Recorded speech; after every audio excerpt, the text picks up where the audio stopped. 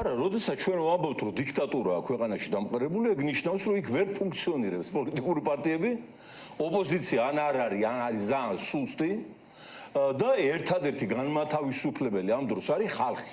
არც პარტია, არც ლიდერი, არც ვიღაცა ნიკიფორე, არავინ ხსნელი ამ დროს არ არის. ხალხი ითავისუფლებს თავს. ეს არის ისტორიის კანონი უძველესი პერიოდიდან, როცა კაცობრიობა გამოვიდა ტყიდან და დაიწყო ცივილიზებული ცხოვრების საწყობა ან ცდელობა და მოვიდა დღემდე.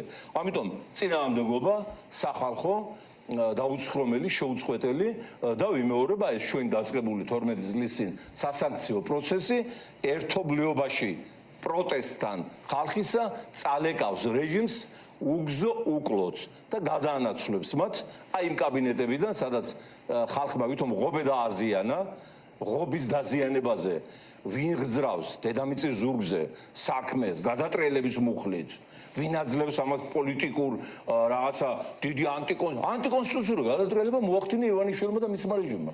მიითვისეს სახელმწიფო უარყვეს ევროპაში ინტეგრაციის გზა, მიგვატრიალებს მოსკოვისაგან, მიატრიალეს აბრეშუმის გზა ზანგეზურში, საქართველოსთან გადაიტანეს, ქვეყანაში აღარ დატოვეს სასამართლო, მასმედია, პოლიტიკური პარტია, ეს ყველაფერი ანტიკონსტიტუციური გადატრიალებაა.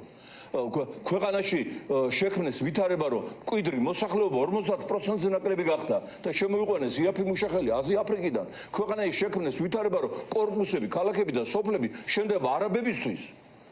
ეს ანტიკონსტიტუციური გადატრიალებაც არის და სახელმწიფო დანაშაულების მთელი პაკეტია, რო გადავხედოთ და ის პაკეტი აუცილებლად დამუშავდება მათ წინამდე. ვინ შეიძლება გააკეთოს კონსტიტუციური გადატრიალება მათ მეტმა. მათ ეს გააკეთეს, ეხლა ხალხის მცდელობა, რომ ქვეყნის ცხოვრება დაბრუნდეს კონსტიტუციის ჩარჩოებში.